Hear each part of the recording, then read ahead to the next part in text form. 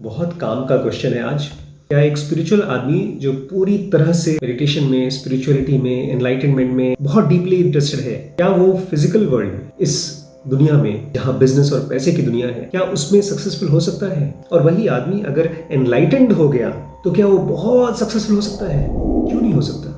जिस हद तक आप सक्सेसफुल होना चाहते हैं हो सकते हैं, लेकिन कुछ चीजें हैं जो आपकी लाइफ में नहीं होंगी अगर आप बहुत सीरियसली स्पिरिचुअल हैं।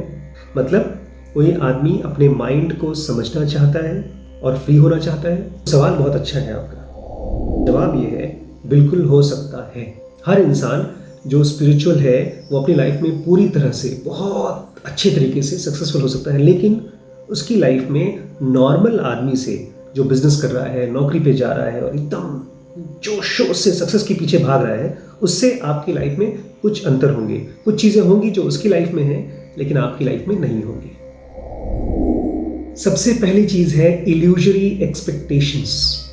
नॉर्मल आदमी का माइंड ऐसे काम करता है, आप चाहे तो इसको थोड़ी देर पॉज करके देख लीजिए। नॉर्मल आदमी सोचता है कि कोई आदमी या कोई सिचुएशन मुझे कुछ दिन बाद या कुछ सालों बाद सेटिस्फाई कर देगी, खुश कर देगी। इसी को तो आप सक्सेस बोलते हैं। जब आप ये कहते हैं कि क्या वो सक्सेसफुल हो सकता है, तो आपके मन में होगा कोई आदमी करोड़ों रुपए कमा ले या बहुत फेमस बन जाए या जिसको फाइनेंशियली फ्री बोलते हैं वो हो जाए तो आप खुश हो जाएंगे। तो कोई चीज़ है जो फ्यूचर में आपको लगता है कि होगा और वो आपको संतुष्ट बना देगा।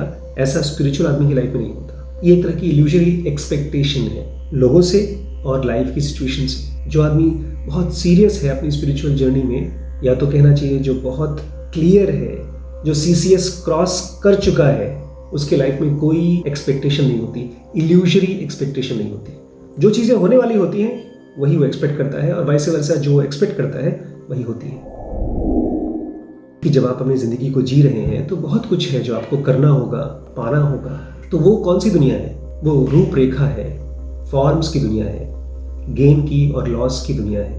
वो तो चलती रहेगी, वो फिजिकल बॉडी के साथ चलती रहेगी, लेकिन फिर भी बहुत गहरे लेवल पे आपके जड़, आपका सेंस ऑफ सेल्फ, आपका नरिशमेंट बहुत डेप्थ से मिलता है। और वो ऐसी जगह से मिलता है जो पूरी तरह से कंप्लीट है, पूर्णमिदम, जो पूरी तरह से कंप्लीट है। वो एक ऐसी स्टेट है जिसमें आप कुछ ऐड कर दीजिए तब भी वो बढ़ता नहीं, कुछ निकाल दीजिए तब भी वो खत्म नहीं होता। इसलिए बाहर की दुनिया में जो आपको करना है करेंगे, नहीं करना है नहीं करेंगे, लेकिन उससे आपकी सेटिस्फैक्शन में न कुछ कमी होगी न बढ़त होगी।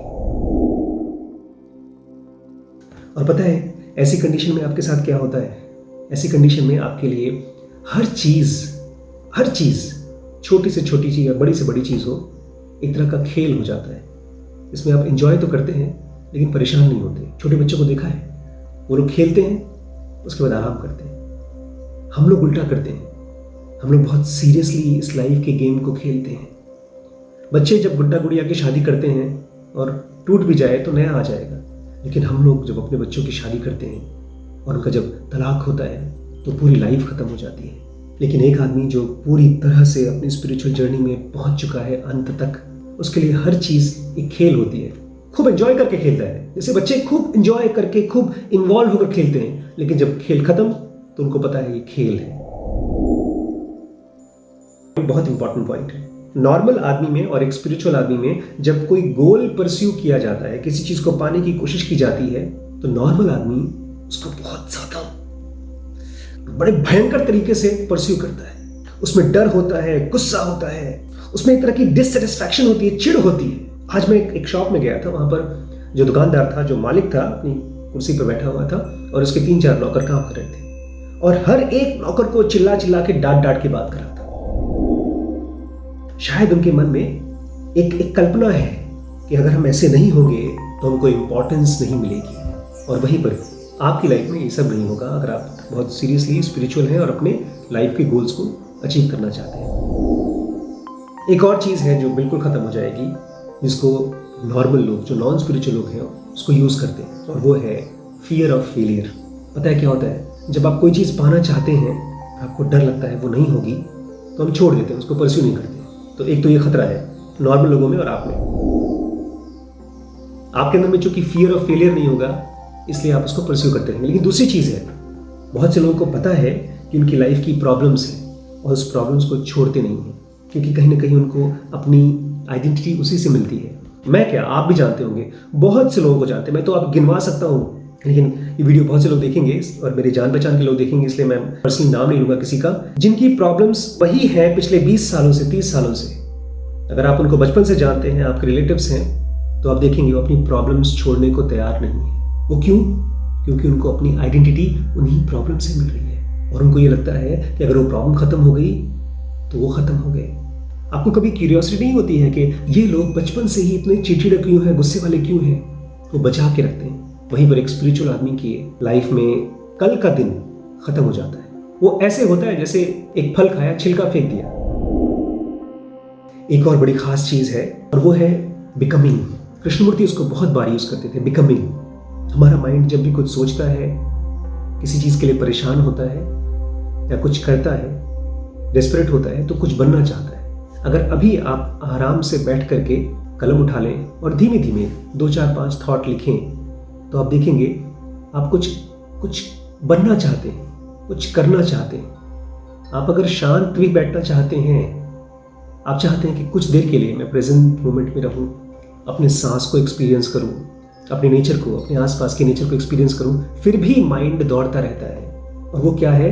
वो साइकोलॉजिकल टाइम है जिसमें आपका माइंड कुछ बनने की कोशिश कर रहा है। उसको लग रहा है कि अगर ये चीज़ हो जाए, उसको लग रहा है कि अगर ये विचार चलेगा तो आप कुछ करेंगे और करेंगे तो कुछ बनेंगे।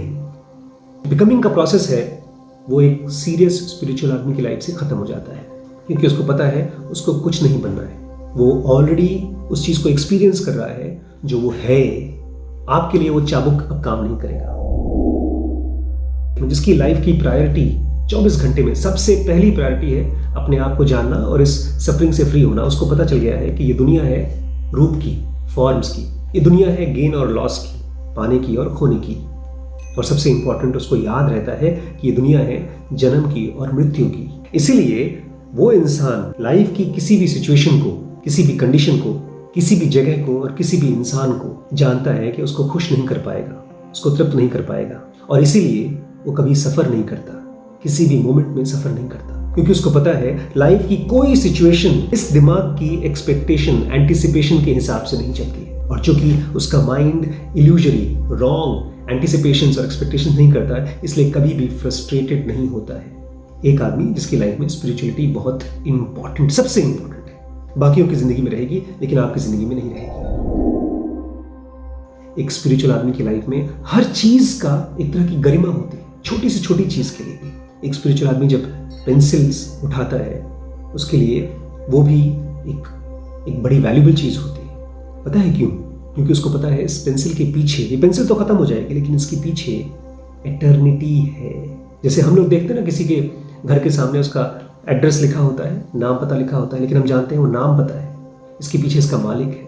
ऐसे ही जो आदमी स्पिरिचुअल है पहले, वो जानता है हर एक सिचुएशन, हर एक रूप, हर एक इवेंट एड्रेस है किस चीज का, पीछे मालिक का, बॉस का। इसलिए उसको पता है कोई भी चीज जो रियल है, कोई उसको नुकसान नहीं पहुंचा सकता।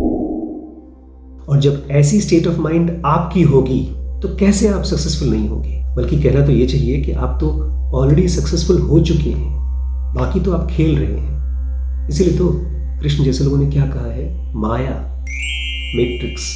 ये दुनिया एक मैट्रिक्स की तरह है आपके लिए।